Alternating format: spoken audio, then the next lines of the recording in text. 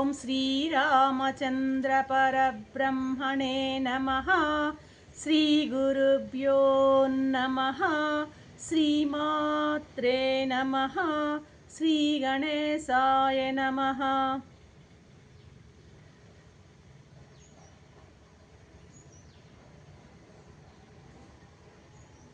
ప్రియాత్మ బంధువులారా, యోగ వాసిష్టం ఉత్పత్తి ప్రకరణము 171వ భాగం. రామచంద్రునికి వశిష్ఠ మహర్షి చిత్తోపాఖ్యానం యొక్క అంతరార్థాన్ని వివరిస్తున్నటువంటి సందర్భంలో ఉన్నామన్నమాట. అంటున్నాడు వశిష్ఠ మహర్షి, రామా, అసలైన బోధ ఇప్పుడు చెప్తాను వినవయ్యా అంటున్నాడు. ఇప్పటి వరకు మనం చర్చించుకున్నదంతా కూడాను మనసు యొక్క విలాసమే రామా, మనస్సు యొక్క విలాసమే. నాట్ ఓన్లీ ఇప్పటి వరకే కాదు, యోగ వాసిష్టం అంతా కూడాను మనసు యొక్క విలాసాన్ని గురించే చర్చించబోతూ ఉంటారు అన్నమాట మహర్షుల వారు. మనసు యొక్క విలాసాన్నే మనం ఇంతవరకు చర్చించుకున్నామయ్యా. ఆ విశాలమైనటువంటి ఆ మహారణ్యం ఏదో కాదు, ఈ సంసారమే. కనిపించేటువంటి నీ నామ రూప క్రియాత్మకమైనటువంటి సంసారమే ఆ విశాలమైనటువంటి మహారణ్యం. అక్కడ ఆ వ్యాకులంతో తిరుగుతున్నటువంటి ఆ వాళ్ళందరూ కూడాను అస్థిమితంగా, ఆందోళనగా, వ్యాకులంగా, స్థిమితం లేకుండా అశాంతితో తిరుగుతున్నటువంటి వాళ్ళందరూ కూడాను ఎవరో కాదు, మూర్తీభవించినటువంటి మనస్సులే. మనస్సులు ఒక ఆకారాన్ని తీసుకుంటే ఎలా ఉంటాయో అటువంటి మనస్సులే అక్కడ తిరుగుతున్నటువంటి మనుషులు, రకరకాల మనస్సులు. ఇప్పుడు ఒకరికి ఒక ఏదైనా వ్యాకులతతో తిరుగుతున్నారు వాళ్ళు. ఈ వ్యాకులత కానీ, చిత్త చాంచల్యం కానీ పోవాలి అంటే దానికి అస్సలు మందు ఏంటి అంటే, ఆ చిత్త చాంచల్యం వ్యాకులత పోగాలంటే ఆత్మజ్ఞానం దృఢపడాలి. ఆత్మజ్ఞానం ఎవరిలో అయితే దృఢంగా పడుతుందో, దృఢంగా నిలుస్తుందో వానికి ఆ చిత్త చాంచల్యము, ఆ వ్యాకులత అన్నీ కూడాను నశించిపోతాయి. వాడు దుఃఖాలకు గురి కాడు రామా. కాబట్టి ఎవరైనా సరే ప్రయత్నించి మొట్టమొదటి చేయవలసింది ఏంటి అంటే, ఎవరి మనస్సును వాళ్ళు నియంత్రణ చేసుకోవడానికి ప్రయత్నించాలి. ఎవరి మనసును వాళ్ళే కంట్రోల్ చేసుకోవాలి. ఎందుకని? మనసుకు ప్రాప్తించేటువంటి దుఃఖాలన్నీ కూడాను అన్నింటికీ కారణం ఏదంటే మనసే. ఈ దుఃఖాలను సృష్టించేది మనసే, మళ్ళీ ఆ దుఃఖాలను అనుభవించేది ఆ మనసే. ఆ దుఃఖాలను రూపుమాపుకోవాలన్నా మనం ఆశ్రయించాల్సింది మనస్సునే. అర్థమైందా? దుఃఖాలను సృష్టించేది మనసే, ఆ దుఃఖాల వల్ల కలిగే దుఃఖాలను అనుభవించేది మనసే. మళ్ళీ ఆ దుఃఖాలను మనం పోగొట్టుకోవాలంటే కూడా మనసు ద్వారానే మనం ఆ దుఃఖాలని పోగొట్టుకోవాలి.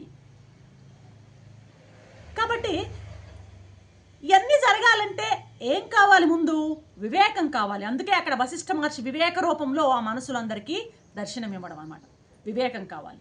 మరి ఈ వివేకం ఎలా వస్తుంది అంటే, శాస్త్రార్థాలను చక్కగా గ్రహించగలిగితేనే ఉత్తమమైనటువంటి వివేకాన్ని పొందగలడు.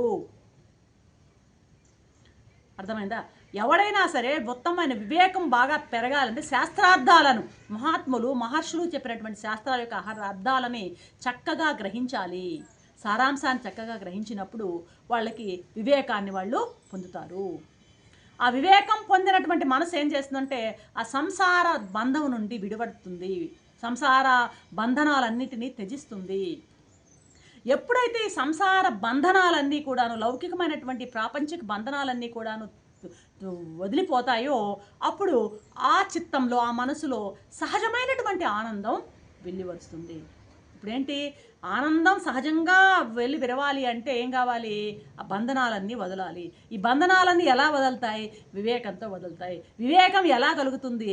శాస్త్రార్థాలు, మహాత్ములు చెప్పినటువంటి విషయాలను చక్కగా ఆకలింపు చేసుకుంటే మనకి వివేకం కలుగుతుంది. అప్పుడు ఆ వివేకం కలిగినప్పుడు ఆ మనసు ఎలా ఆలోచిస్తుంది? అయ్యో, నేను అనుభవించినటువంటి కష్టాలన్నీ కూడాను నా అజ్ఞానం కారణమే కదా, జ్ఞానం లేకపోవడమే కదా. ఏది సత్యం, ఏది నిత్యం, ఏది మంచి, ఏది చెడు అనేటువంటి ఆ యొక్క ఆ సత్యాన్ని తెలుసుకోలేకపోవడం వల్ల, ఆ జ్ఞానం లేకపోవడం వల్ల, అజ్ఞానం కారణం వలననే కదా నేను ఇన్ని దుఃఖాలని అనుభవిస్తున్నాను అనేటువంటి అర్థం అనే విషయం వాళ్ళకి, నా అజ్ఞానం కారణానే నాకు ఈ దుఃఖం అంతా కలుగుతుంది అనేది అర్థమవుతుంది. వాళ్ళు ఆ జ్ఞాన స్థితిని పొందుతారు. ఆ జ్ఞాన స్థితిలో నిలకడగా జ్ఞానాన్ని బాగా అనుభవానికి తెచ్చుకొని నిలకడగా ఉన్నప్పుడు అటువంటి స్థితిలో ఆ మనస్సుకి ఎటువంటి ఆపదలు కలిగినా సరే చలించడు, నిశ్చలంగా ఉంటాడు. వ్యాకులత పోతుంది, చంచలత్వం పోతుంది, నిశ్చలంగా ఉంటాడు. రామా, అటువంటి వాడిని ఏ ఆపదలు ఏమాత్రం కదిలించలేవబ్బాయి. సముద్రం నుండి అలల్లాగా ఈ పరబ్రహ్మం నుండి, సముద్రంలో అల ఎలా పుడుతుందో ఈ పరబ్రహ్మం నుంచి కూడాను ఈ చిత్తం పుట్టింది. అక్కడ విశ్వ మనస్సు అయినా సరే, మన వెష్టి మనస్సు అయినా సరే. అర్థమైందా? ఎవరికైతే ఆ జలస్వరూపం బాగా తెలిసి ఉంటుందో వాడు ఆ అలని సముద్రం కంటే వేరుగా చూడడు. అలాగే పరమాత్మ స్వరూపం బాగా ఎరిగిన వాడు మనస్సుని కూడాను ఆ పరమాత్మ కంటే వేరుగా చూడడు. కాబట్టి ఎలా చూడాలి మనము? ఈ ప్రపంచానంతటిని బ్రహ్మమయంగా చూడాలి. ఎవరు చూస్తున్నారు అలా? గొప్ప గొప్ప వ్యక్తులు, వివేకవంతులు, మనస్తత్వాన్ని బాగా గుర్తించిన పెద్దలు అందరూ కూడాను ఈ మొత్తం ప్రపంచానంతటినీ కూడాను సాక్షాత్తు బ్రహ్మస్వరూపంగానే చూస్తున్నారు.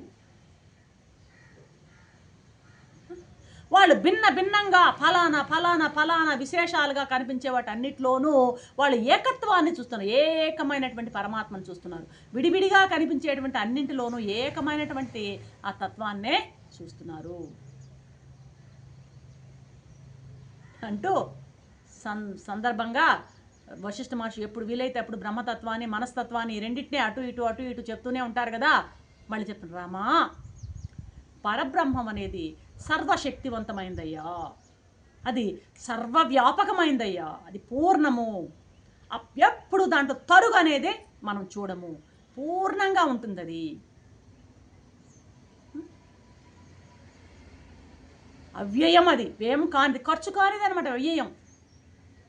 సర్వవ్యాపకమైనటువంటి ఆ పరమాత్మ తత్వాన్ని ఎలా నువ్వు గమనిస్తావంటే, ఆ పరబ్రహ్మ వ్యాపించినటువంటి వస్తువే లేదు, సర్వత్రా వ్యాపించి ఉంటుంది. జడ చేతనాలలో జరాయుజ, అండజ, స్వేదజ, ఉద్భిజ అన్నింట వ్యాపించి ఉందే. దాన్ని గ్రహించినట్లయితే నీకు ఆయన యొక్క సర్వవ్యాపకత్వం నీకు అర్థమవుతుంది. సర్వవ్యాపకుడే కాదు రామా, సర్వశక్తిమంతుడు భగవంతుడు.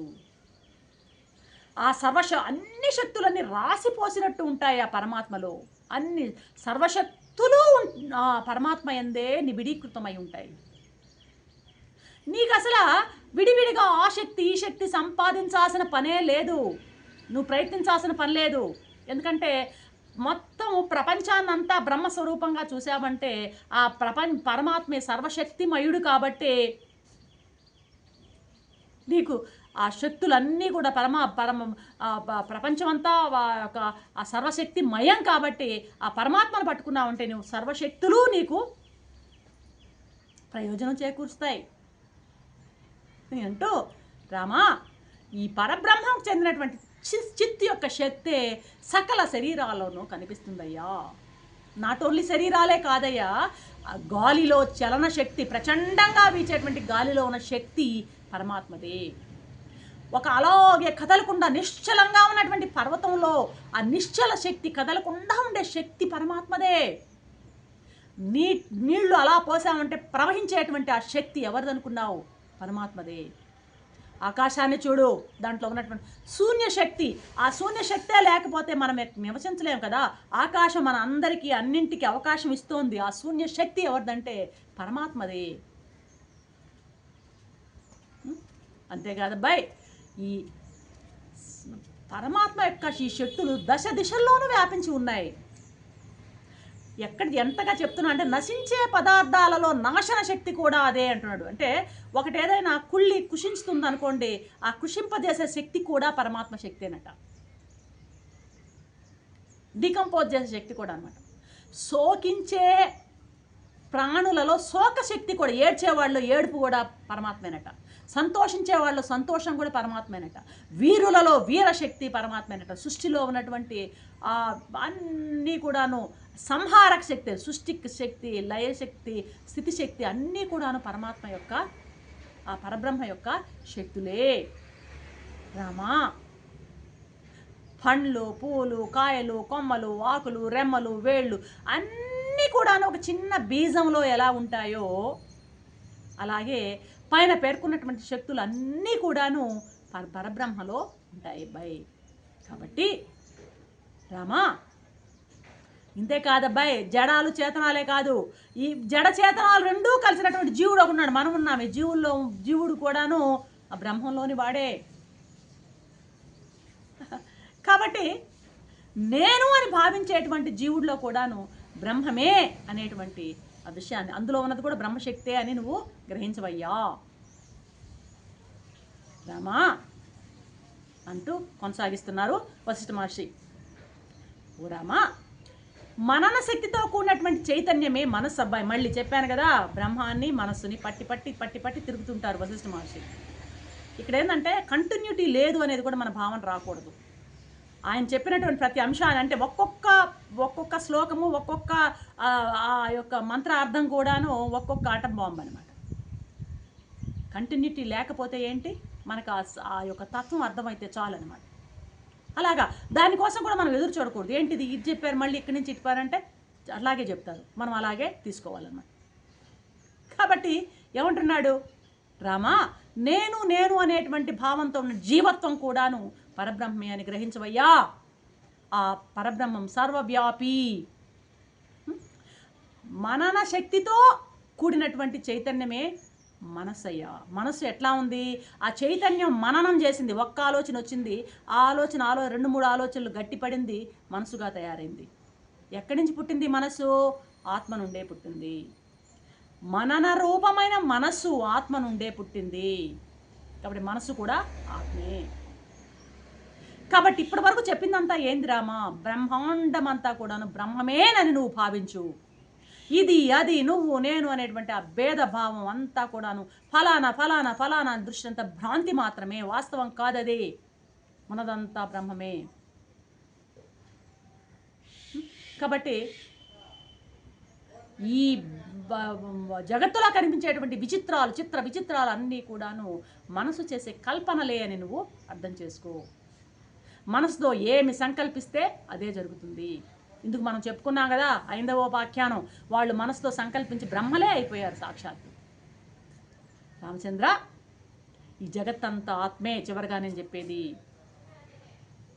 బంగారం ఆభరణం రూపంలో ఎలాగా కనిపిస్తుందో ఆత్మ మనస్సు రూపంలో కనిపిస్తుందయ్యా. మనసు కూడా ఆభరణం బంగారానికంటే భిన్నం కాదు, ఆత్మ కంటే భిన్నం కాదు ఈ మనసు. అజ్ఞానావృతమైనటువంటి ఆ పరతత్వమే జీవుడు. ఎందుకంటే జీవుడు అని ఎవరిని అంటున్నాం, లోపల ఉన్నది కూడా పరతత్వం, పరబ్రహ్మ తత్వమే. ఆ పరబ్రహ్మ తత్వాన్ని ఏది ఆవరించి ఉంది? అజ్ఞానం ఆవరించి ఉంది, కారణ శరీరం. ఏంటి ఆ కారణ శరీరము? కర్మఫలాలు, వాసనలు అనేటువంటి బురద ఆ మణిని చుట్టి దాని ప్రకాశాన్ని బయటికి రానికుండా చేస్తుంది. కాబట్టి అజ్ఞానంతో ఆవృతమైనటువంటి ఆ పరతత్వమే, లోపల పరతత్వమే జీవుడు. కాబట్టి జీవుడికి పరబ్రహ్మకి తేడా లేదు. చిన్మయమైనటువంటి ఆత్మ ఏమవుతుంది, తనలో తాను సంకల్పించుకొని జీవత్వాన్ని వ్యక్తం చేసుకుంది. కదలకుండా, తొణుకు లేకుండా ఉన్నటువంటి ఆత్మలో ఆ చిన్న స్పందం ఏర్పడుతూనే ఆ స్పందమే మనసుగా మారిందయ్యా. కాబట్టి సాక్షాత్తు ఆత్మే ఈ యొక్క అనాత్మలుగాను, ఈ సకల జీవులుగాను, జడ చేతనాలుగాను, అన్నింటిగాను భాషిస్తోంది కేవలం ఆత్మే. కాబట్టి ఈ రకమైనటువంటి నీ యొక్క ప్రబోధాన్ని నువ్వు గమనించడానికి, గ్రహించడానికి ప్రయత్నించు రామా అని ముగిస్తున్నారు వశిష్ఠ మహర్షి. రేపటి ఎపిసోడ్లో ఏం చెప్తారో చూద్దాం. అంతవరకు తెలుగు. సర్వం శ్రీరామచంద్ర చరణారవింద.